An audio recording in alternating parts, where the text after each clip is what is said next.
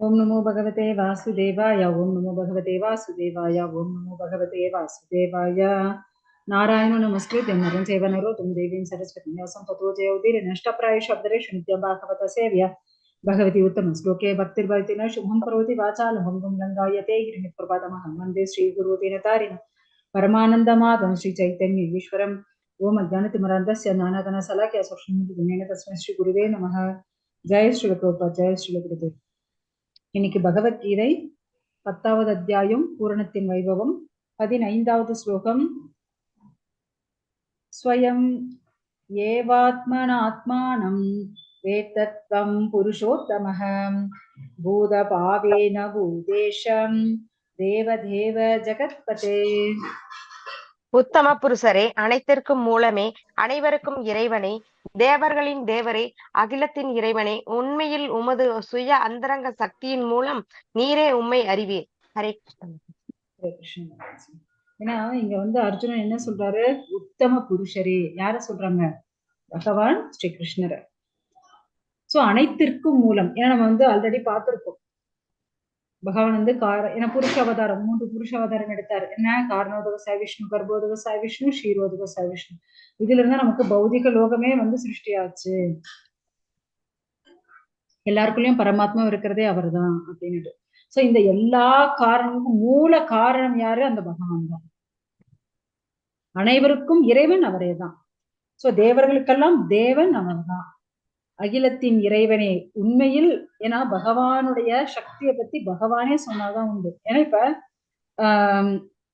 இப்ப என்னை பத்தி நானே சொன்னாதான் உங்களுக்கு தெரியும், இல்லைன்னா உங்களுக்கு எப்படி தெரியும்? தெரியாது. அது போல இங்க பகவானை பற்றி பகவானே சொன்னாதான் உண்டு. மற்ற பிரகாரம் பகவானை பத்தி நம்ம யாராலும் தெரிஞ்சுக்க முடியாது. ஏன்னா அவர் தானே ஆதி மூலம்.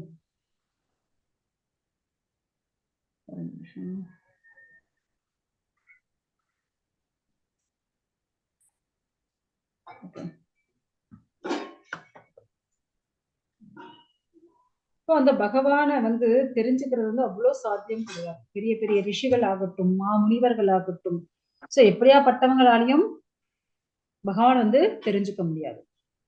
சோ யாரால தெரிஞ்சுக்க முடியும்? ஏன் பிரம்மாவாலேயே தெரிஞ்சுக்க முடியாது. சோ பக்தர்கள் ஓரளவுக்கு தெரிஞ்சுக்கலாம், அவ்வளவுதான். ஏன்னா பக்தர்களும் புரிஞ்சுக்க முடியாது. சோ நித்திய சூரிகள் பகவானுடைய லோகத்தில் இருக்கிறவா, சோ அவங்களுக்கும் பகவானை பத்தி பூர்ணமாக தெரியாது. சோ பகவானை பத்தி பகவானே சொன்னாதான் உண்டு. ஏன்னா பகவானுடைய வைபவங்கள் எண்ணில் அடங்காது. சோ எல்லாருக்கும் தந்தை அவர்தான்.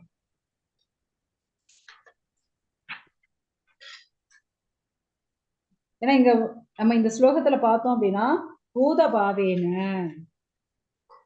இங்க அர்ஜுனன் என்ன சொல்றாரு? பூதபாவேன, அனைத்திற்கும் மூலம் நீங்க தான். பூதேஷ, அனைவருக்கும் இறைவன் நீங்க தான். அப்புறம் தேவதேவ, அனைத்து தேவர்களுக்கும் தேவன் நீங்க தான். அப்புறம் ஜெகத்பதே, அகிலம், அனைத்து லோகம், இந்த லோகம் மாத்திரம் இல்ல, அனைத்து லோகத்திற்கும் இறைவன் பகவான் தான்.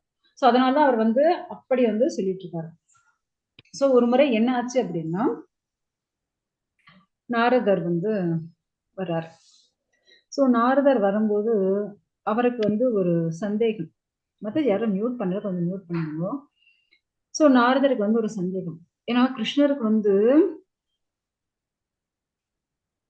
16,108 மனைவிகள் இருக்காங்க.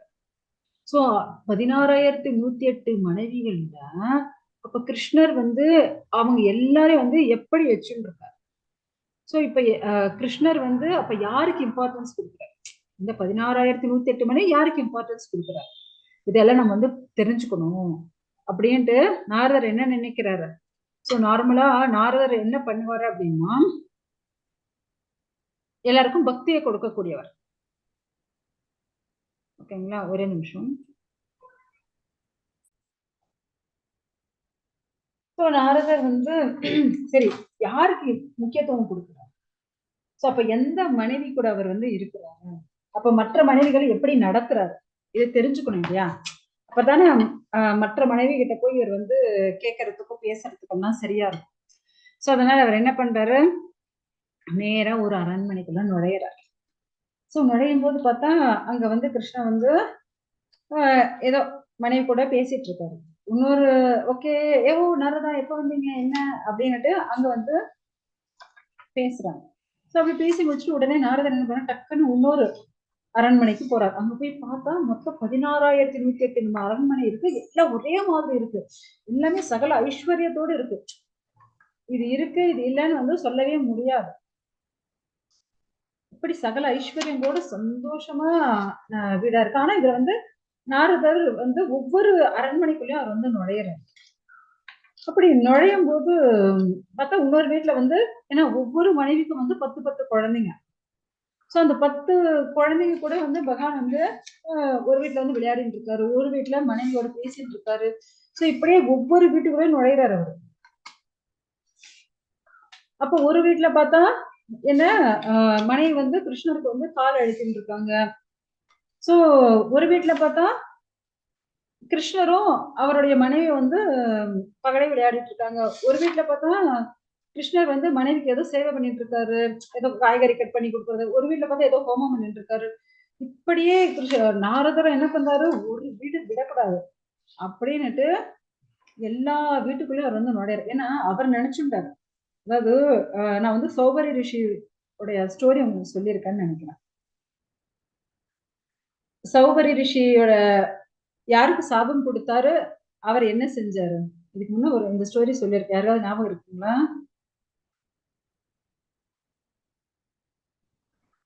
ஹரே கிருஷ்ணா. ஓகே, உங்களுக்கு ஞாபகம் இருக்காது. சோ சௌபரி ரிஷி அவர் வந்து தண்ணிக்குள்ள, ஏன்னா வெளியே இருந்தாதான் மத்த டிஸ்டர்ப் பண்ணுவாரு, தண்ணிக்குள்ள இருந்து தபஸ் பண்ணுவாரு. சோ அவரை என்ன பண்றாரு, 50 ரூபம் எடுத்துக்குவாரு. ஓகேங்களா? அதாவது அஷ்டாங்க யோகம்ல 50 ரூபம் எடுத்து. சோ இருங்க, நம்ம அப்புறம் சௌபரி ரிஷியுடைய ஸ்டோரி பார்க்கலாம். முதல்ல கிருஷ்ணருக்கு பார்ப்போம். சோ அது போல இவர் வந்து அஷ்டாங்க யோக பிரகாரம் ஒரு 50 உருவம் எடுத்திருந்தா 50 பேர் வீட்டுல தான் இருக்கிறாரு. 50 வீடு பார்த்தாச்சு. அதுக்கு அடுத்து ஏன்னா மொத்தம் 16,108. சோ எல்லா வீட்டுக்கும் நுழைஞ்சு அப்பதான் எல்லா வீட்டுக்குள்ளேயும் யாரு இருக்கிறது, பகவான் இருக்காரு. கடைசியா அவர் வந்து இது எப்படி சாத்தியம், நேரா போய் பகவான் காலில் விழுந்தார். பகவானே, ஆக்சுவலா அஷ்டாங்க யோகத்தின் மூலியமா கூட 50 வடிவம் தானே எடுப்பாங்க.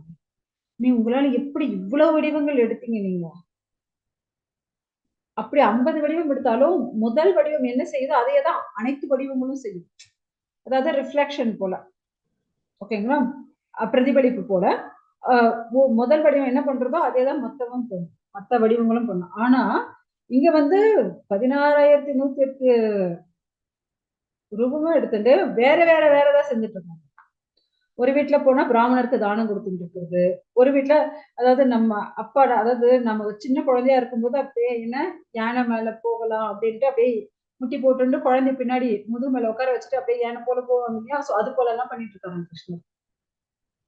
சோ பகவான் எவ்வளவு ஒரு சிரேஷ்டமானவர் பார், எப்படி ஒரு சாமானிய மனிதரை போல.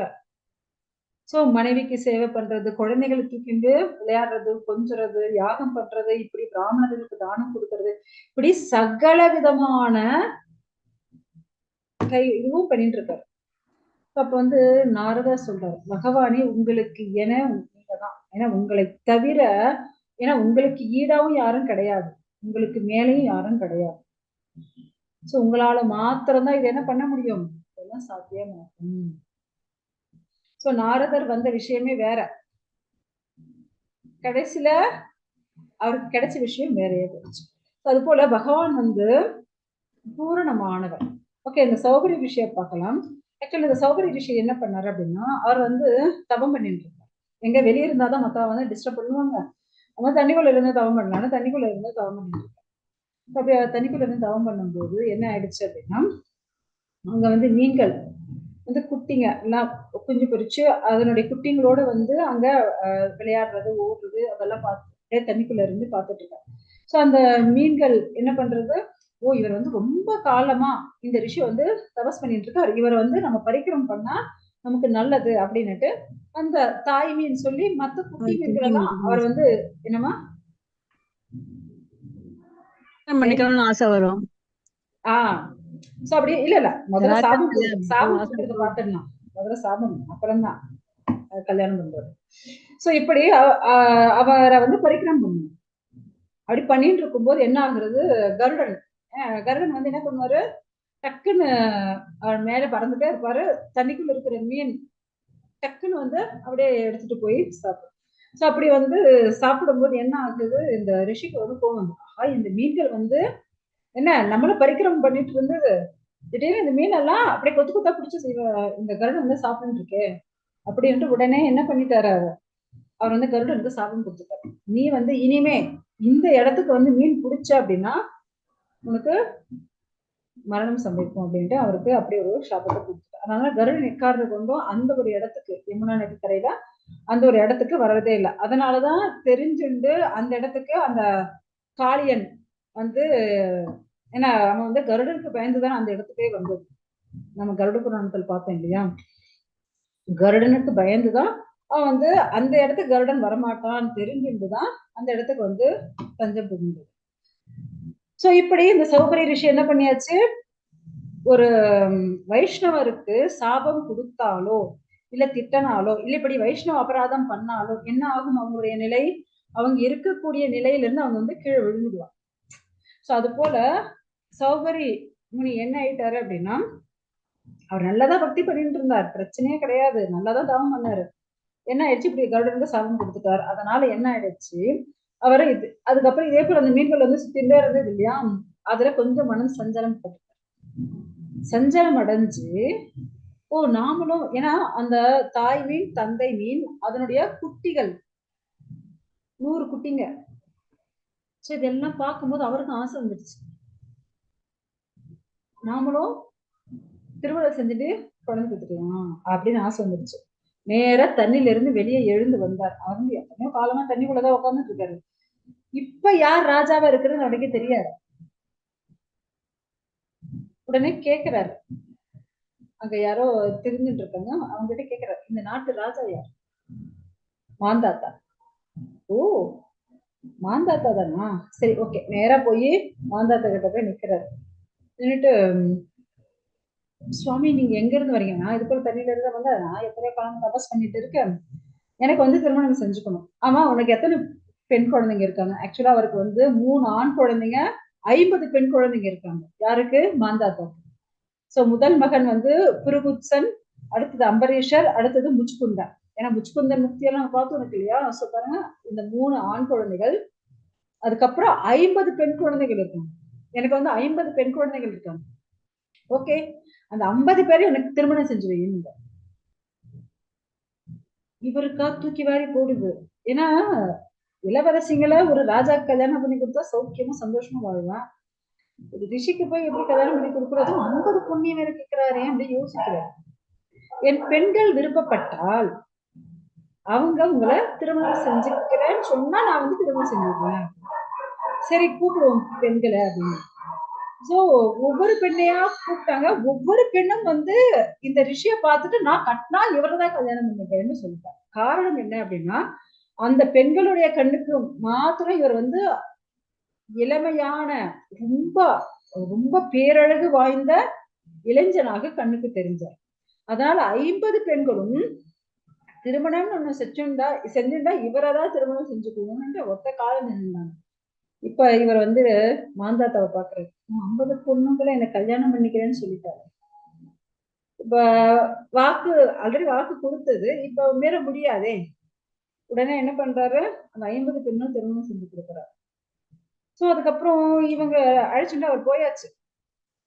ஆனா இந்த பெண்கள் வந்து இங்க நல்லா ராஜபோகம் அனுபவிச்சுட்டு இருந்தா, அவங்க போய் எப்படி கஷ்டப்படுறாங்களோ காட்டுல நினைச்சிட்டு ஒரு நாள் போறாரு மாந்தாத்தா. போய் பாக்குறாரு, பார்த்தா 50 மாளிகைகள் இருக்கு.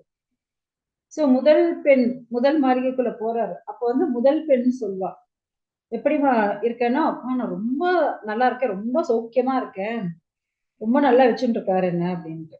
ஓகே, எதுவும் குறை இல்லையாமா? எந்த ஒரு குறையும், ஆனா எனக்கு ஒரே ஒரு குறைதான், என் கணவர் வந்து என் வீட்டுல மட்டும்தான் இருக்காரு, மத்த என்னுடைய தங்கைகள் வீட்டுக்கெல்லாம் அவர் போகவே இல்லை. என் மேல பெரிய தெரியுது, ஆனா வந்து அவங்க வீட்டுக்கெல்லாம் போகவே இல்லை இவரு அப்படின்னு சொல்றாங்க.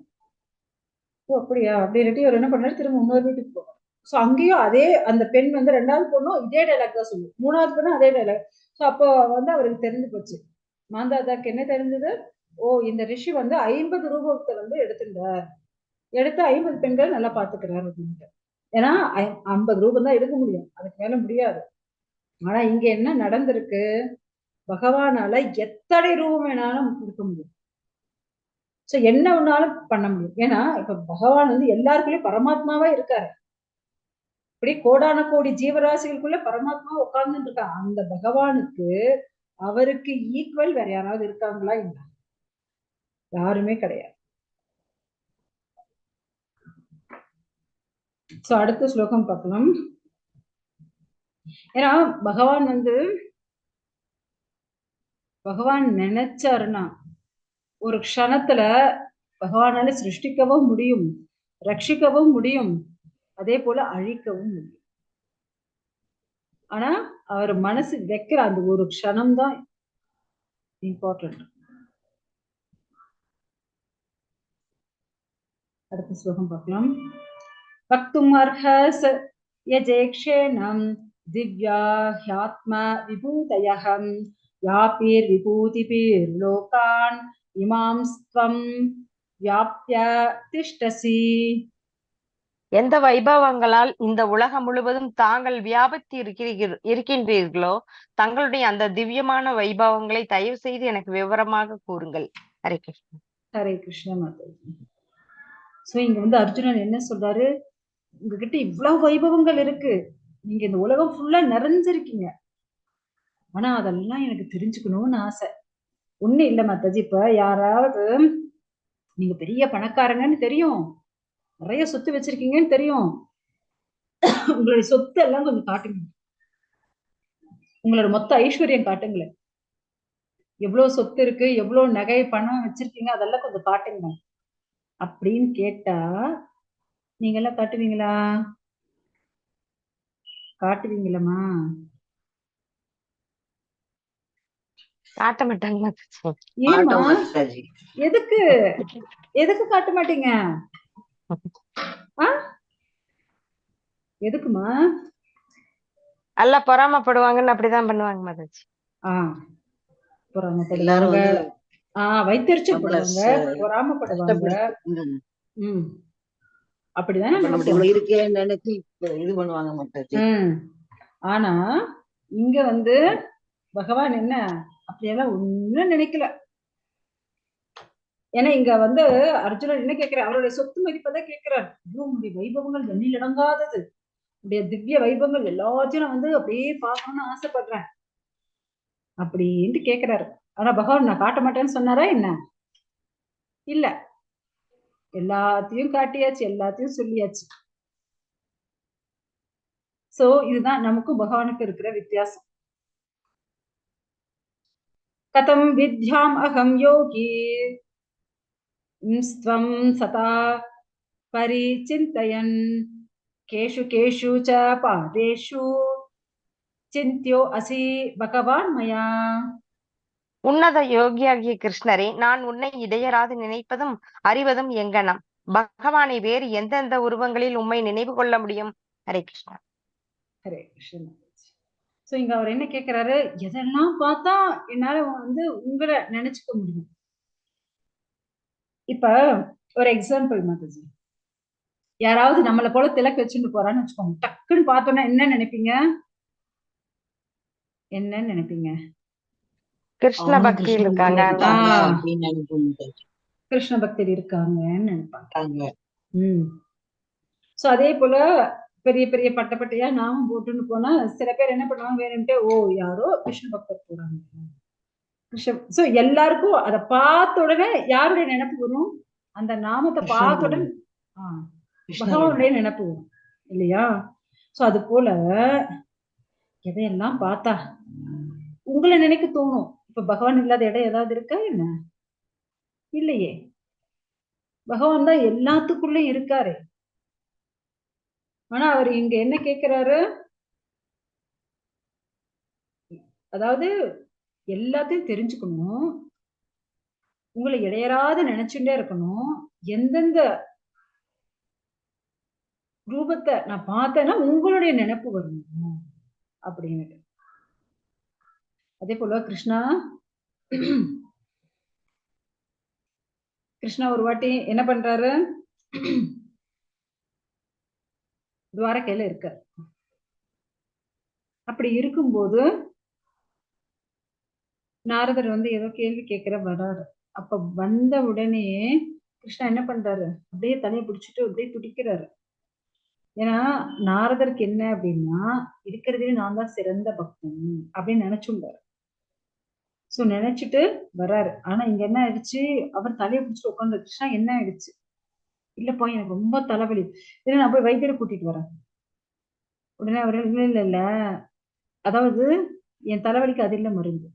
அப்ப என்ன வேணும், என்னுடைய பக்தனுடைய பாத மண்ணு, பாத தூளின்னு சொல்லுவாங்க இல்லையா, அந்த மண்ணை எடுத்து தலையில வச்சிருந்தாலே எனக்கு வந்து நல்லா இருக்கும். அவ்வளவுதானே, இதோ வந்துடுறேன் அப்படின்னு நேரம் ஓடுறாரு. ஓடி போய் கிருஷ்ணருடைய மனைவிகள் 16,108 மனைவிகள் இருக்காங்க, எல்லாத்துக்கும் கேட்கிறாரு, கிருஷ்ணருக்கு தலைவலி வந்துருச்சு, நீங்க கொஞ்சம் உங்க பாதத்தோட மண்ணு கொடுங்க. அவங்க எல்லாம் இல்ல இல்ல, நாங்க வந்து கிருஷ்ணருக்கு சேவகன் தான், சேவகிகள், எங்களால அதெல்லாம் பண்ண முடியாது.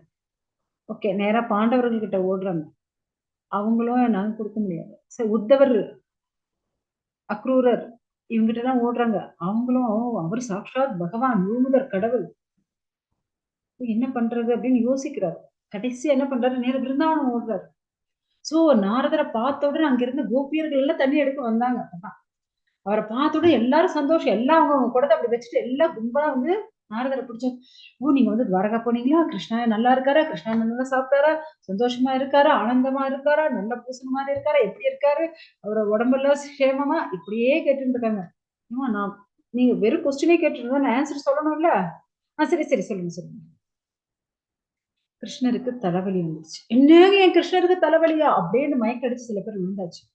சில பேர் அப்படியே வயித்துல மாறல அப்படியே அடிச்சுக்கிற, ஐயோ என் கிருஷ்ணருக்கு தலைவலி வந்துருச்சு, இத்தனை மனைவிகள் கட்டியிருக்காரு, அவங்க எல்லாம் என்னதான் பண்ணிட்டு இருக்காங்க என் கிருஷ்ணரை பாத்துக்காம, அவருக்கு சேவை பண்ணாம என்னதான் பண்ணிட்டு இருக்காங்க அவங்க எல்லாம் அப்படின்னு அப்படியே அடிச்சுட்டு அழறாங்க சில பேர். அப்படியே சில பேர் அப்படியே புரண்டு அழறாங்க. சில பேர் ஐயோ என் கிருஷ்ணனுக்கு இப்படி ஆயிடுச்சுட்டேன்னு அப்படியே எல்லாரும் பண்ணிட்டு இருக்காங்க. இவர் பாக்குறாரு, முதல்ல நான் சொல்றதை கேளுங்கம்மா. சரி சொல்லுங்க. இப்ப கிருஷ்ணருக்கு தலைவலி நல்லாகணும்னா நாங்க நாங்க என்ன பண்ணணும். உடனே இவர் சொல்ற, ஒண்ணு இல்ல, கிருஷ்ணருடைய பக்தர்கள் அப்படியே காலடி மண் எடுத்து கிருஷ்ணருடைய தலையில வச்சா நல்லாயிடும். இவ்வளவுதானா, ஒரு நிமிஷம் அப்படின்னு எல்லாரும் என்ன பண்றாங்க, சக்க சக்கன்னு அந்த யமுனா நதி ஓரத்துல இருந்து எல்லா மண்ணிலும் எல்லாரும் சேர்ந்து என்னவோ மிதிச்சு அப்படியே ஒரு பெரிய வண்டி ஃபுல்லா கட்டி அனுப்பிடுறாங்க. என்ன எடுத்துட்டு போங்க. உங்களுக்கு எல்லாம் கொஞ்சமாவது எதுவும் இல்லையா தலையில? ஏன், அவர் வந்து சாக்ஷாத் பகவான் இருந்து போட்டோம், அவருடைய தலையில உங்களுடைய மண் எடுத்து வச்சு நீங்க நரகத்துக்கு போவீங்க. பரவாயில்ல, என் கிருஷ்ணருக்கு தலைவலி நல்லானா போதும், அதுல நாங்க நரகத்துக்கு போனா என்ன இருக்கு, பரவாயில்ல, நரகத்துக்கு போறதுக்கு நாங்க தயார். ஆனா இப்ப என் கிருஷ்ணருக்கு தலைவலி நல்லாகும், அவ்வளவுதான் எங்களுடைய இன்டென்ஷன். முடிஞ்சது. உடனே அந்த அவ்வளவு பெரிய வண்டி மூட்டையை இழுத்துட்டு போய் நேரா கிருஷ்ணர் கிட்ட கொடுத்தாச்சு. கிருஷ்ணா கேட்கிறார், யாருடைய மண்? நான் இவங்களெல்லாம் கேட்டேன், உன் மனைவிகளை கேட்டேன், கொடுக்கல. பாண்டவர்களை கேட்டேன், உத்தவரை கேட்டேன், எல்லாரையும் கேட்டேன், யாரும் கொடுக்கல. கடைசியா கோபியர்களை போய் கேட்டேன், அவங்க எல்லாரும் சேர்ந்து ஒரே இடத்துல அவங்க காலை பதிச்சு அந்த மண்ணை வாரி கொடுத்தாச்சு. இதால நீங்க நரகம் போவீங்க, பகவான் தலையில உங்க காலடி மண்ணை வச்சால் பரவாயில்ல, நாங்க நரகம் போவோம் தயார், ஆனா என் கிருஷ்ணருடைய தலைவலி சரியாகும், அவ்வளவுதான் அப்படின்னு சொல்லிட்டாருங்க. சரி நாரதா, அந்த மண்ணை எடுத்துன்னு பகவான் வந்து திலகம் வச்சுண்டார். அதுக்கப்புறம் இதுல நீயும் பக்தன் தானே, நீ ஏன் உன் காலடி மண்ணை கொடுக்கல? சுவாமி நீங்க சாட்சாத் பகவான். சோ இப்ப சொல்லுங்க, இந்த இவ்வளவு பேரு பக்தர்கள்ல பகவான் எல்லாருக்கும் அவங்க அவங்களுக்கு தகுந்த உறவுல இருக்காரு, எல்லாருக்கும் அவங்க அவங்களுக்கு தேவையானதையும் கொடுக்கிறாரு, எல்லாம் பண்றாரு. ஆனா இதுல உண்மையான பக்தி யார்கிட்ட இருந்தது? கோபியர்கிட்ட. ஏமா அர்ஜுனன் கூட ஏன் கொடுக்கல, பாண்டவர்கள் ஏன் கொடுக்கல? ஏன்னா அவங்களுடைய கண்ணோட்டத்துல பகவான் வந்து பகவானா இருக்கு, கிருஷ்ணர் வந்து பகவான். ஆனா கோபியர்கள் என்னவா பாக்குறாங்க, அவங்களுக்குள்ள ஒருத்தனாதான் பாக்குறாங்க கிருஷ்ணரை. அவன் என்னோட கிருஷ்ணன், என் கிருஷ்ணருக்காக நான் என்ன உன்னாலும் செய்யப்போறேன். சோ அந்த ஒரு மனோபாவம் தான் வேணும். ஏன்னா இங்க பாருங்க, கிருஷ்ணர் வந்து எல்லாருக்கும் சகல விதமான உறவுகளோட ஐஸ்வர்யங்களோட சந்தோஷத்தை பகிர்ந்துட்டு இருக்காரு.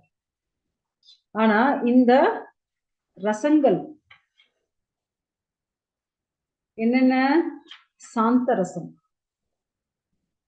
அப்புறம் வாத்சல்ய ரசம், சாக்கிய ரசம், தாஸ்ய ரசம். சோ இது எல்லாத்த விட சிரேஷ்டமானதுதான் என்ன, மாதுரிய ரசம்.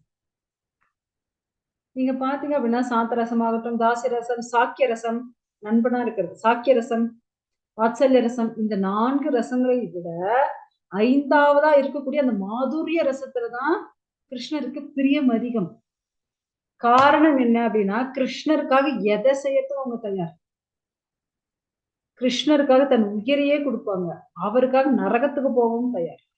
ஒரு பக்தன்னா எப்படி இருக்கணும் இப்ப சொல்லுங்க, பக்தன்னா எப்படி இருக்கணும்? கோபியர் போல இருக்கணும். கோபியர்களை போல இருக்கும். ஓகே, இப்ப வந்து நம்ம அடுத்த ஸ்லோகம் பார்க்கலாம். ஏன்னா இங்க வந்து எதையெல்லாம் பார்த்தா உங்களை வந்து நான் நினைக்க முடியும் அப்படின்னு கேட்டாரு. ஆனா கோபியர்கள் வந்து அவங்க எப்பவுமே மறந்ததே இல்லை. ஏன்னா உத்தவர் அனுப்புவார், கிருஷ்ணர் என்ன பண்ணுவார், உத்தவர் அனுப்புவார், நீ போய் அங்க வந்து கோபியர்களுக்கு கொஞ்சம் ஞான உபதேசம் பண்ணு. எதுக்காகன்னா உத்தவரை திருத்துறதுக்காக இவரை வந்து கோபியர்கள்ட்ட அனுப்புறாரு. சோ கோபியர்கிட்ட போன உடனே சோ அவர் என்ன ஆக்சுவலா உத்தவருடைய குரு யாரு அப்படின்னா பிரகஸ்பதி. பிரகஸ்பதி கிட்டயே வந்து அவர் குருகுலம் படிச்சார் உத்தவர். அப்பதான் பாத்துக்கோங்க இவ்வளவு பெரிய ஞானி. சோ அவரு என்ன பண்றாரு, அங்க போறார். பாருமா, நீங்க இப்படி எல்லாம் கஷ்டப்படக்கூடாது, கிருஷ்ணா இல்லைன்னு வருத்தப்படக்கூடாது, அப்படி இப்படின்னு அவர் வந்து உபதேசம் பண்றாரு. உடனே அவங்க எல்லாம் என்ன பண்றாங்க, இந்த மாதுரிய ரசத்தை நாங்க என்னது உங்க வேலையை நீங்க பாத்துக்கோங்க, கிருஷ்ணரை வந்து நினைக்காதீங்க அப்படின்னு எல்லாம் சொல்றீங்க. நாங்க வந்து கிருஷ்ணரை மறக்கவே இல்லையே, மறந்தாதானே நினைக்கிறதுக்கு. கிருஷ்ணரை மறக்காத போது அப்புறம் எப்படி நாங்க இருக்க முடியும்? ஏன்னா கிருஷ்ணர் வந்து நாங்க பால் கறக்கும் போது வந்து கண்குட்டியா கழித்து விடுறது, இல்லை எங்க வீட்டுல வந்து வெண்ணெய் திருடுறது, இல்லைன்னா நாங்க கும்பலா உட்காந்து பேசிட்டு இருக்கும் போது 2 பேருடைய ஜடையை கட்டி விட்டுறது. சோ கிருஷ்ணா நாங்க தண்ணி எடுத்துட்டு வரும்போது என்ன பண்ணுவாரு, எங்க பானையை உடைச்சு கொடுப்பாரு. சரி நாங்க அட்லீஸ்ட் இந்த வெண்ணெயை எடுத்துட்டு போய் மதுரால விற்கலாம் அப்படின்னு போனா அந்த இடத்துல ஒரு பெரிய கேட் போட்டு விட்டு, இந்த மலைக்கு அந்த மலைக்கு ஒரு பெரிய கேட்டு போட்டுட்டு டாக்ஸ் கலெக்ட் பண்ணுவாரு. இந்த இடத்துக்கு ராஜா நான் தான், நீங்க டாக்ஸ் கொடுத்தாதான் நான் திறந்து விடுவேன் அப்படின்னு அதுக்கு டாக்ஸ் கலெக்ட் பண்ணுவாரு. என்னென்ன வேலை இருக்கோ எல்லா வேலையும் அவர் வந்து பண்ணுவாரு. அதெல்லாம் நாங்க வந்து கிருஷ்ணரை மறக்கவே இல்லை. நீங்க என்னடாவே கிருஷ்ணன் நினைக்காதீங்கன்னு சொல்றீங்க. மறக்காத போது எங்க நாங்க நினைக்கிறது? சோ எங்களுக்கு பால் குடிக்கும் போது, தண்ணி எடுக்கும் போது, சோ ஒவ்வொரு விஷயத்திலையும் எங்களுடைய நினைவு கிருஷ்ணர் மேலதான் இருக்கு. நாங்க கிருஷ்ணரை மறக்கவே இல்லையே. ஏன்னா இவங்க வந்து குளிக்க போகும்போது அந்த புடவைகள் எல்லாம் வச்சுட்டு குளிக்க போகும்போது சோ முதல்ல தைரியம் வச்சுட்டு போயிட்டு இருப்பாங்க. ஒரு வாட்டி என்ன பண்ணாரு கிருஷ்ணர், எல்லா புடவைகளையும் எடுத்து ஒரு மரத்துல கட்டி வச்சுட்டாரு. இப்பவும் நாங்க குளிக்க போகும்போது இப்பயாவது கிருஷ்ணர் வந்து அதே போல எடுக்க மாட்டாரா, அப்படியாவது என் கிருஷ்ணர் வரமாட்டாரா? சோ நாங்க இப்ப வெண்ணெய் செஞ்சு உரியில வைக்கும் போது அந்த வெண்ணெய் அப்படியே இருக்கு, இந்த வெண்ணெய் என் கிருஷ்ணர் வந்து திருட மாட்டாரா? அதாவது பால் கறக்கிற நேரத்துல என்ன பண்ணுவாரு, கிருஷ்ணர் வந்து கண்ணுக்குட்டி அவுத்து விட்டுடுவாரு. சோ அப்படியாவது என் கிருஷ்ணர் வந்து அந்த கண்ணுக்குட்டி எல்லாம் அவுத்து விட மாட்டாரா? தண்ணி எடுத்தும்போது கிருஷ்ணர் பின்னாடி இருந்து அந்த பானையை உடைக்க மாட்டாரா? சோ அந்த 2 மலைக்கு நடுவுல அவர் போட்ட அந்த கேட் இருக்கு, அந்த இடத்துல கிருஷ்ணர் நின்னுட்டு எங்ககிட்ட டாக்ஸ் கலெக்ட் பண்ண மாட்டாரா? இப்படி ஒவ்வொரு நாளும் ஒவ்வொரு நிமிஷமும் நாங்க வந்து கிருஷ்ணரையே தான் நினைச்சிட்டு இருக்கோம். சோ நாங்க மறக்கவே இல்லையே. நாங்க பாக்குற இடம்ல கிருஷ்ணரே தெரிகிறாரு. எங்க கூட சிரிக்கிறாரு, எங்க கூட பேசுறாரு. சோ இவங்க பேசின பேச்சு, இவங்களுடைய பக்திய பார்த்துட்டு உத்தவர் மாறிட்டார். நான் இவ்ளோ காலம் கஷ்டப்பட்டு அந்த குருகுலம் படிச்சதெல்லாம் வேஸ்ட். உங்ககிட்ட இந்த பக்திய கத்துண்டேன் பாருங்க. நான் வந்து இங்க வந்து ஒரு சின்ன கொடியாவது பிறக்கணும். எதுக்கு? இந்த கோபியர்களோட பாத துளி என் மேல படணும். அப்படியாவது எனக்கு வந்து பக்தி வரட்டும் அப்படின்னு அவர் வந்து சொல்றாரு. ஏன்னா அவங்க வந்து கிருஷ்ணரை மறக்கவே இல்லை. ஏன்னா பார்க்கும் இடமெல்லாம் கிருஷ்ணர். அப்படிதான் அவங்களுக்கு தெரியும். ஓகே, நம்ம இப்ப அர்ஜுனன் கேட்ட கேள்விக்கான விடையை பார்க்கலாம். விஸ்தரேனாத்மனோ யோகம் விபூதி திம் ச ஜனார்தனாம் பூயக கதய திருப்திர்ஹி ஸ்ருண்வதோ நாஸ்தி மே அம்ருதம். ஜனார்தனா, உமது வைபவங்களின் யோக சக்தியை பற்றி தயவு செய்து விபரமாக கூறவும். உம்மை பற்றி கேட்பதில் நான் ஒருபோதும் நிறைவடைவதில்லை. ஏனெனில் உம்மை பற்றி அதிகமாக கேட்கும் போது உமது வார்த்தைகளின் அமிர்தத்தை நான் அதிகமாக சுவைக்க விரும்புகிறேன். ஹரே கிருஷ்ணா. ஹரே கிருஷ்ணா. நன்றி. சோ இங்க வந்து ஏன்னா கிருஷ்ணருடைய பேச்சு எப்படி இருக்கு? அவ்வளவு அமிர்தமயமா இருக்கு. ஏன்னா கிருஷ்ணரை பத்தி பேசுறது அமிர்தமா தான் இருக்கும். ஏன்னா நம்ம எத்தனை வாட்டி கிருஷ்ணரை பத்தி கேட்டிருக்கோம். நம்மளுக்கு எப்பயாவது போதும்னு தோணிருக்கா? இன்னும் கொஞ்சம் நேரம் சொன்னா நல்லா இருக்குமே அப்படின்னு தான் தோணும். ஆல்ரெடி எத்தனை பேர் பகவத்கீதை படிச்சிருக்கீங்க. ஆனாலும் பகவத்கீதை கிளாஸ்க்கு எதுக்காக நம்ம வந்து உட்கார்ந்து இருக்கோம்?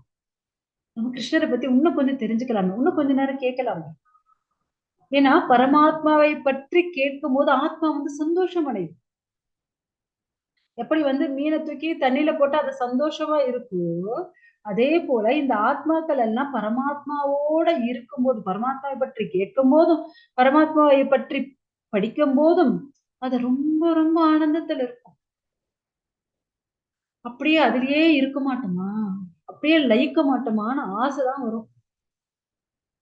சோ இங்க வந்து அர்ஜுனன் அதுதான் சொல்லிட்டு இருப்பார். சோ உங்களுடைய வைபவங்கள், அந்த யோக சக்திய தயவு செஞ்சு சொல்லுங்களேன். எனக்கு வந்து உங்களை பற்றி கேட்கும் போது போதுன்னே தோண மாட்டேங்குது. இதுவரை யாருக்காவது போதும்னு தோணியிருக்கா மாதாஜி? சொல்லுங்க. இல்லைங்க மாதாஜி. இல்ல மாதாஜி, இல்ல மாதாஜி. அதே இப்ப உங்க வீட்டுக்காரியா எங்க வீட்டுக்காரியா உட்கார்ந்து பேசணும்னு வச்சுக்கோங்க, என்ன ஆகும்? கொஞ்ச நேரத்துக்கெல்லாம் என்ன ஆகும்? பிரச்சனை வந்துடும். தலைவலி வந்துடும். தலைவலியே வந்துடும். ஐயோ யார் வீட்டுலதான் பிரச்சனை இல்லை, எல்லார வீட்டுலயும் பிரச்சனை இருக்கு அப்படின்னு தலைவலியே வந்துடும் நமக்கு. ஆனா பகவானை பத்தி கேட்கும் போது இன்னும் வேணும் இன்னும் வேணும் தான் இருக்குமே தவிர போதுன்ற மனசே வராது நமக்கு. அதே போல அதுவும் பகவான் பேசுறாரு பாருங்க, அந்த பேச்சு வந்து அவ்வளவு அழகா இருக்குமா. அவர் இன்னும் பேச மாட்டாரான்னுட்டு அப்படியே எல்லாரும் கிருஷ்ணனுடைய வாயையே அப்படியே பார்த்துட்டு இருப்பாங்க. அப்படி ஒரு அமிர்தமயமாக இருக்கும். அதனாலதான் இங்க வந்து அர்ஜுனன் வந்து அதை சொல்லிட்டு இருக்காரு. உங்களுடைய வார்த்தை அவ்வளவு அமிர்தமா இருக்கு. அதை இன்னும் நான் வந்து சுவைக்க மாட்டேனான்னு ஆசைப்படுறேன். ஒண்ணு சொல்லுங்களேன். இதே போலதான் சூத கோஸ்வாமி வந்து நைமிஷாரண்யத்துல சௌனகாதி ரிஷிகளுக்கு வந்து சொல்வார். ஸ்ரீமத் பாகவதத்துல சொல்வார். கிருஷ்ணருடைய வைபவங்கள் லீலைகள் எல்லாம் சொல்வார். அவங்க வந்து ஓ இன்னும் சொல்லுங்க இன்னும் சொல்லுங்க. அவங்க வந்து போதுன்னா சொல்லவே மாட்டாங்க. இன்னும் சொல்லுங்க இன்னும் சொல்லுங்க.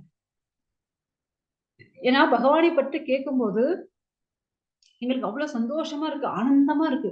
ஏன்னா நாங்க வந்து இவ்வளவு யாகங்கள் பண்ணோம். 1000 வருஷம் அவங்க வந்து யாகங்கள் பண்ணிட்டு இருக்காங்க அந்த நைமிஷாரண்யத்துல. ஆனா அப்ப கூட எங்களுக்கு வந்து திருப்தியே ஏற்படல, சந்தோஷமே ஏற்படல. ஆனா பகவானை பற்றி இந்த லீலைகளை சொல்லும் போது, பகவானை பத்தி கேட்கும் போது எங்களுக்கு அவ்வளவு ஒரு சந்தோஷமா ஆனந்தமா இருக்கு. நீங்க இன்னும் சொல்லுங்களேன் அப்படின்னுட்டு அவங்க வந்து சொல்லுவாங்க. சோ ஏன்னா பகவானுடைய பற்றிய விஷயங்கள் அவ்வளவு அமிர்தமயமா. சோ இப்ப வந்து பகவான் வந்து சொல்ல ஆரம்பிக்க போறாரு. சோ என்னுடைய சொத்து எவ்வளவு, சொத்து கணக்கு எவ்வளவு அப்படின்ட்டு சொல்ல போறார். அதை பார்க்கலாமா? ஸ்ரீ பகவான் हन्ते कथयिष्यामि दिव्य आत्मविभूतयः परार्थान्यतः गुरुश्रेष्ठ नास्त्यान्तो विस्तरस्मे. புருஷோத்தமரான முழுமுதற் கடவுள் கூறினார், அப்படியே ஆகட்டும். நான் எனது தெய்வீகமான தோற்றங்களை பற்றி உனக்கு கூறுகின்றேன். ஆனால் நான் முக்கியமானவற்றை மட்டுமே கூறப்போகின்றேன். ஏனெனில் அர்ஜுனா, எனது வைபவங்களோ எல்லையற்றவை. ஹரே கிருஷ்ணா. ஹரே கிருஷ்ணா. ஏன்னா 1 2 இருந்தா சொல்லலாம். இப்ப நம்ம எல்லாம் என்ன ஒரு வீடு வச்சிருப்போம், இல்ல 2 வீடு வச்சிருப்போம், இல்லைன்னா சில பேர் என்ன 10 வீடு கூட வச்சிருக்கலாம். சோ 10 வீடு இந்த இடத்துல இருக்கு அப்படின்னு டக்குன்னு சொல்லி முடிச்சிருவா. ஆனா பகவானுக்கு அப்படியா? அப்படி கிடையாது. அப்படி கோடான கோடி வைபவங்கள் இருக்கு, அவ்வளவு சொத்து மதிப்பு இருக்கு. அதனாலதான் அவர் வந்து நான் இம்பார்ட்டன்ட் மாத்திரம் சொல்றேன்ப்பா, எல்லாத்தையும் சொல்ல முடியாது. ஏன்னா அவ்வளவு இருக்கு சொல்றதுக்கு. அதுக்கே நமக்கு 1 வருஷம் ஆகும். அப்படி இருக்கு பகவானுடைய வைபவத்தை சொல்றதுக்கு. அதனாலதான் பகவான் சொல்ற ரொம்ப இம்பார்ட்டன்ட் மாத்திரம் சொல்றேன், அதை மட்டும் நீ கேட்டுக்கோ. ஏன்னா இப்ப பாருங்க, எல்லா ஜீவாத்மாக்குள்ளயும் பரமாத்மாவா இருக்கிறது யாரு? பகவான் தான். இப்ப சொல்லுங்க, அப்ப நாமளும் யாருடைய சொத்து? பகவானுடைய சொத்து. பகவானுடைய சொத்து. சோ நம்ம பார்த்தோம், எல்லா பிரபஞ்சங்களுக்கும் ஆத்மாவா இருக்கக்கூடியவர் யாரு? காரணோதக சாய் விஷ்ணு. காரணோதக சாய் விஷ்ணு எல்லா பிரபஞ்சங்களுக்கும் ஆத்மா. ஓகே. அடுத்தது கர்ப்போதக சாய் விஷ்ணு வந்து ஒவ்வொரு பிரபஞ்சத்தினுடைய ஆத்மா. அந்த பிரபஞ்சத்தில் இருக்கக்கூடிய எல்லா லோகங்கள் எல்லாத்துக்கும் ஆத்மா. ஒரு பிரபஞ்சத்தினுடைய ஆத்மா யாரு அப்படின்னா கர்ப்போதக சாய் விஷ்ணு. க்ஷீரோதக சாய் விஷ்ணு எல்லா ஜீவராசிகளுக்கும் ஆத்மா. இப்ப எல்லா சொத்தும் இப்ப எல்லாமே யாருக்கு சொந்தம்? பகவானுக்கு. எல்லா பிரம்மாண்டங்கள் ஆகட்டும், இந்த அண்டம், இந்த பிரம்மாண்டம் ஆகட்டும், இந்த பிரம்மாண்டத்துல 14 லோகங்கள் ஆகட்டும், இங்க இருக்கக்கூடிய அனைத்து ஜீவராசிகளும், living things non living things எல்லாத்துக்குள்ளயும் யார் இருக்கிறது? க்ஷீரோத சாய் விஷ்ணு. க்ஷீரோதக சாய் விஷ்ணு. அப்ப பகவான் இல்லாத ஒரு இடம் தான் நாம சொத்துன்னு சொல்ல முடியும். பகவான் தான் எல்லா இடத்துல இருக்காரு. அப்ப நம்ம எல்லாரும் யாருடைய சொத்து? பகவான் சொத்து. பகவானுக்கு தான் சொத்து. நான் தான் இங்க வந்து எல்லாத்தையும் விவரிக்க முடியாதுப்பா, இம்பார்ட்டன்ட் சொத்தை மட்டும், அந்த வைபவத்தை மாத்திரம் சொல்றேன். ஏன்னா என்னுடைய வைபவங்கள் எல்லை இல்லாதது அப்படின்னு சொல்றாரு. ஓகேங்களா? அதாவது யாரும் மியூட் பண்ணுங்க. ஜெயந்தி மாதாஜி எல்லாம். அகம் ஆத்மா குடாகேஷ சர்வபூதாஷய ஸ்திதஹம் அகம் ஆதிஷ்ச மத்யம் ச பூதானாம் அந்த ஏவச்ச. அர்ஜுனா, எல்லா உயிர்களின் இதயங்களிலும் வீற்றிருக்கும் பரமாத்மா நானே. எல்லா உயிர்களின் ஆரம்பமும் நடுவும் இறுதியும் நானே. ஹரே கிருஷ்ணா. ஹரே கிருஷ்ண மாதாஜி. சோ பகவான் சொல்லியாச்சு, ஆரம்பம் காரணோதக சாய் விஷ்ணு. அவர் தானே எல்லா பிரம்மாண்டத்துக்கும் எல்லா அண்டங்களுக்கும் காரணம். ஓகேங்களா? இப்ப ஒவ்வொரு அண்டத்துக்குள்ள இருக்கிறது கர்ப்போதக சாய் விஷ்ணு. அப்புறம் அந்த அண்டத்துக்குள்ள இருக்கிற எல்லா ஜீவராசிக்குள்ள இருக்கிற க்ஷீரோதக சாய் விஷ்ணு. இவரை தவிர வேற ஏதாவது இருக்கா இந்த லோகம்? எந்த லோகத்திலும் எதுவும் கிடையாது. ஆக மொத்தத்துல ஆரம்பமும் நடுவும் இறுதி எல்லாமே சிருஷ்டிக்கிறது, ரட்சிக்கிறது, அழிக்கிறது எல்லாமே பண்ணக்கூடியது யாரு? பகவான் தான். எல்லாரும் ஹிருதயத்திலையும் பரமாத்மா இருக்கிறதும் யாரு? சாக்ஷாத் பகவான் தான். சோ அப்படியாப்பட்ட அந்த பகவான் நாம என்ன பண்ணிட்டு இருக்கோம்? நம்ம இம்பார்ட்டன்ஸ் நம்ம வந்து நம்மளுடைய பௌதிக விஷயங்களுக்கு கொடுக்கறோமா, இல்ல பகவானுக்கு கொடுக்கறோமா? யாருக்கு இம்பார்ட்டன்ஸ் கொடுக்கறோம்? பகவானுக்கு. பொய் சொல்லக்கூடாது. பௌதிக விஷயத்துக்கு தான் நம்ம 24 மணி நேரத்துல 24 மணி நேரத்துல ஜாஸ்தி டைம் எதுக்கு கொடுத்துட்டு இருக்கீங்க? பகவானுக்கு. பௌதிக விஷயத்துக்கு. எதுக்கு இம்பார்ட்டன்ஸ் ஜாஸ்தி கொடுக்குறீங்க? நீங்க டைம் ஸ்பெண்ட் பண்ற விஷயத்த பார்க்கும்போதே தெரிஞ்சிடும். சோ பௌதிக விஷயத்துக்கு தான் நீங்க வந்து என்ன பண்ணிட்டு இருக்கீங்க? ஜாஸ்தி ஸ்பெண்ட் பண்ணிட்டு இருக்கோம். எஸ். அப்ப எல்லாத்துக்கும் பரமாத்மா இருக்கக்கூடிய அந்த பகவானை பிடிக்கிறத விட்டுட்டு இவங்க என்ன காப்பாத்துவாங்க, இவங்க என்ன ரட்சிப்பாங்க, இவங்க எனக்கு சாப்பாடு போடுவாங்க, இவங்க எனக்கு துணி கொடுப்பாங்க, இவங்க எனக்கு காசு கொடுப்பாங்க அப்படின்னுட்டு நாம என்ன பண்ணிட்டு இருக்கோம், மத்தவங்களை நம்பி வாழ்ந்துட்டு இருக்கோம். ஆக்சுவலா நம்ம யார் மேல முழு விசுவாசமும் நம்பிக்கையை வைக்கணும்? பகவான் மேல. எஸ், பகவான் மேல. ஓகே, இப்ப பகவான் என்னென்ன சொல்றான்னு பார்க்கலாம். ஆதித்யானாம், முதல்ல நான் ரெக்கார்டிங் ஸ்டார்ட் பண்ணனா? ஓகே, நடந்தது பாரு. ஆதித்யானாம் அகம் விஷ்ணுர் ஜோதிஷாம் ரவி அம்சுமான் மரீச்சிம் மருதா அஸ்மிம் நக்ஷத்ராணாம் அகம் சசி. ஆதித்யர்களில் நான் விஷ்ணு, ஜோதிகளில் பிரகாசிக்கும் சூரியன், மருத்துக்களில் நான் மரீச்சி, நட்சத்திரங்களில் நான் நிலவு. ஹரே கிருஷ்ணா. ஹரே கிருஷ்ணா. சோ உங்களுக்கு ஆதித்யர்கள் இதெல்லாம் தெரிஞ்சிச்சு. மருத்துக்கள் யாருமா? மருத்துக்கள் யாரு?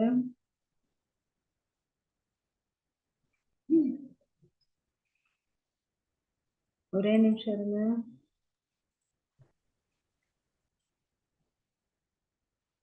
அன்னைக்கு அப்படிதான் கன்னடா கிளாஸ் எடுக்கும்போது 1.5 மணி நேரம் கிளாஸ் எடுத்து கடைசியில பார்த்தா 1/2 hour கூட இல்லைம்மா, போகுது 20 minutes கிளாஸ் தான் இருக்கு. மீதி டைம் எல்லாம் ரெக்கார்டிங் ஆன் பண்ணாமே விட்டுட்டு இருக்கு. என்ன பண்றது? அதனாலதான் எனக்கு இப்ப கொஞ்சம் ரொம்ப பயமா இருக்கு. ஐயோ, அப்புறம் அவங்க மாதாஜி அப்போ 1 hour கிளாஸ் நாங்க என்ன மாதாஜி பண்றதுன்னு ரொம்ப கஷ்டமாயிடுச்சு.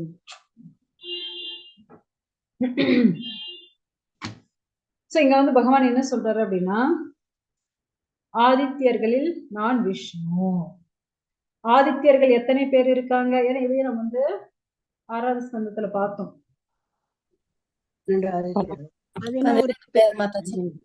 எத்தனைமா? 12 ஆதித்யர்கள். சோ 12 ஆதித்யர்களில் நான் விஷ்ணு. ஓகேங்களா? அடுத்தது, அதாவது பிரகாசிக்கும் அந்த ஜோதிகளை நான் தான் என்ன, சூரியன். அப்புறம் மருத்துக்கள் நான் தான் மரீச்சி. சோ அந்த மருத்துக்கள் யாரு அப்படின்னா திதிக்கு பிறக்கக்கூடிய குழந்தைகள், அதுல நான் தான் மரீச்சின்னு சொல்றேன். நட்சத்திரங்களில் நான் நிலவு அப்படின்ட்டு பகவான் வந்து இங்க ஒவ்வொரு விஷயமா சொல்றாரு. அடுத்தது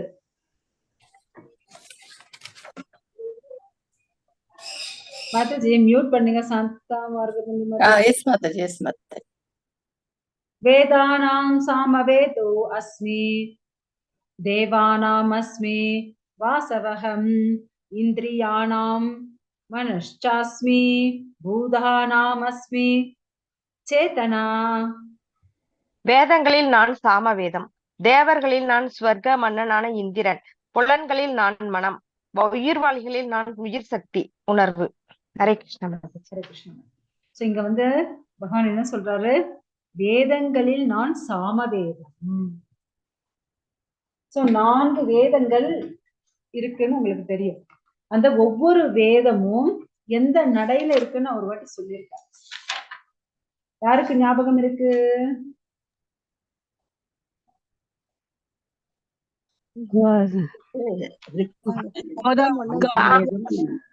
சாமவேதம் இசையா பாடல் ரூபத்துல இருக்கும்.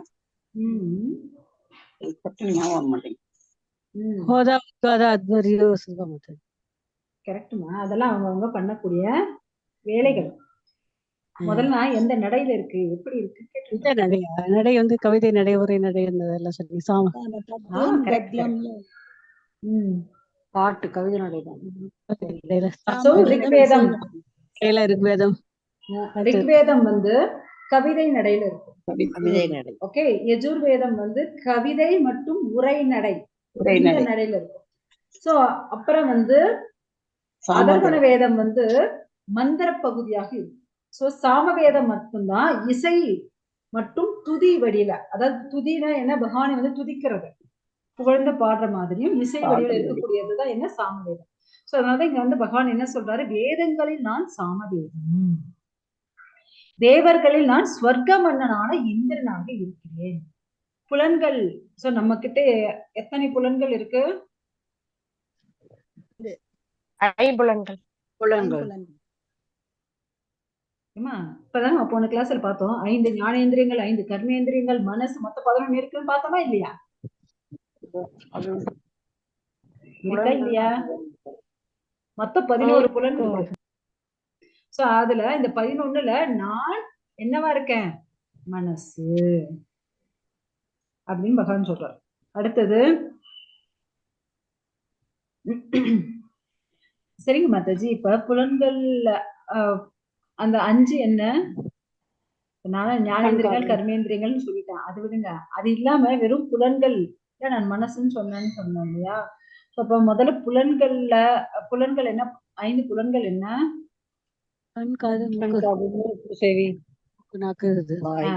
அப்ப இதுல மனசு எங்க வந்துச்சு? அப்ப உங்களுக்கு மனசு அந்த இடத்துல வராது. அப்ப நான் சொன்ன 11 தான் கரெக்ட். 5 ஞானேந்திரங்கள், 5 கர்மேந்திரங்கள், மனசு, மொத்தம் 11 இருக்கு. 11ல நான் மனசாக இருக்கிறேன் அப்படின்னு பகவான் சொல்றார். ஓகேங்களா? உயிர் வாழிகள் நான் உயிர் சக்தி, கான்சியஸ், உணர்வாக நான் இருக்கிறேன். ஏன்னா இப்ப பகவான் பரமாத்மாவா இருக்கவே தான் இந்த ஆத்மா என்ன பண்றது, இங்க வந்து ஜீவிச்சுட்டு இருக்கு. சோ இந்த ஆத்மா இங்க இருக்கணும்னு உட்கார்ந்துட்டே இருந்தாலும் பரமாத்மா கிளம்பிட்டாருன்னா ஆத்மா பின்னாடியே போயிடும். ஏன்னா பரமாத்மா இருக்கிற வரையும் தான் ஆத்மாவால என்ன பண்ண முடியும், உட்கார்ந்து இருக்க முடியும். சரி, நீங்க பாத்தீங்க அப்படின்னா 2வது ஃப்ளோர்ல இருந்து கீழே விழுந்து பொழைச்சவங்களும் இருக்காங்க, ஒண்ணு இல்லாம தெரியாம தடிக்க விழுந்து இறந்தவங்களும் இருக்காங்க. ஏன்னா அங்க வந்து பரமாத்மா இனி இருக்கணும்னு சொல்லியாச்சு, அந்த ஆத்மா அங்கே உட்கார்ந்துட்டு இருக்கு. கை காலு தலை என்னென்ன உடஞ்சாலும் உட்கார்ந்துட்டு தான் இருக்கும். அதே அங்க தடிக்க விழுந்து எப்படி இறக்குறாங்க, ஓகே உன் டைம் முடிஞ்சிருச்சு அப்படின்னு ஆத்மா கிளம்பிட்டு இருக்கோம். அவ்வளவுதான், பரமாத்மா கிளம்பிட்டு இருப்பாரு, ஆத்மா பின்னாடியே கிளம்பிடும், அவ்வளவுதான். அதனால அவங்க அங்கேயே விழுந்து டக்குன்னு உயிர் போயிட்டு. சோ அங்க வந்து பரமாத்மாவுடைய கட்டளை பிரகாரம் ஆத்மாவே இருக்கு, இல்லைன்னா இருக்கவே முடியாது. அந்த கான்சியஸ், அந்த உயிர் சக்தியே பகவான் தான். ஏன்னா பகவான் வந்து விபு ஆத்மா, நாம வந்து அணு. அடுத்தது ருத்ராணாம் சங்கரஷ்டாஸ்மி வித்தேஷோ யக்ஷ ராட்சசாம் வசூனாம் பாவகாஷ்டாஸ்மி மேரு ஷிகாரினாம் அகம். எல்லா ருத்ரர்களிலும் நான் சிவபெருமான், யக்ஷ ராட்சசர்களில் நான் செல்வத்தின் இறைவன் குபேரன், வசுக்களில் நான் நெருப்பு அக்னி, மலைகளில் நான் மேரு. ஹரே கிருஷ்ணன். ஹரே கிருஷ்ணன். சோ ருத்திரர்கள் எத்தனை பேர் இருக்காங்க? இப்ப அவர் என்ன சொன்னாரு, ருத்திரர்கள் நான் சிவபெருமான். வெரி குட் மாதாஜி, எப்படியோ டக்குனு ஆன்சர் கண்டுபிடிச்சிட்டீங்க. ஓகே, 11 ருத்திரர்கள், 11 ருத்திரர்கள் நான் வந்து சிவபெருமான். அதே போல யக்ஷ ராட்சசர, சோ இவங்க எல்லாருக்கும் அவங்கள செல்வத்தின் அதிபதி யாரு? குபேரன். குபேரனாக நான் இருக்கேன். அடுத்தது வசுக்கள், அஷ்டவசுக்கள். சோ வசுக்கள் நான் வந்து நெருப்பா இருக்கேன். ஓகே, அப்புறம் மலைகளில் நான் மேரு. அப்ப இந்த மேரு எங்க இருக்கு? மேரு எங்கமா இருக்கு?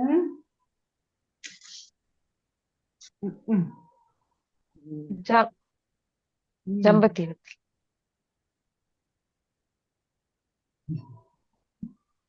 எந்த ஸ்கந்தத்துல பார்த்தோம்? கூர்மத்தின் மேல. கூர்மத்தின் மேல். வெரி குட் மாதாஜி, கரெக்டா பிடிச்சிங்க.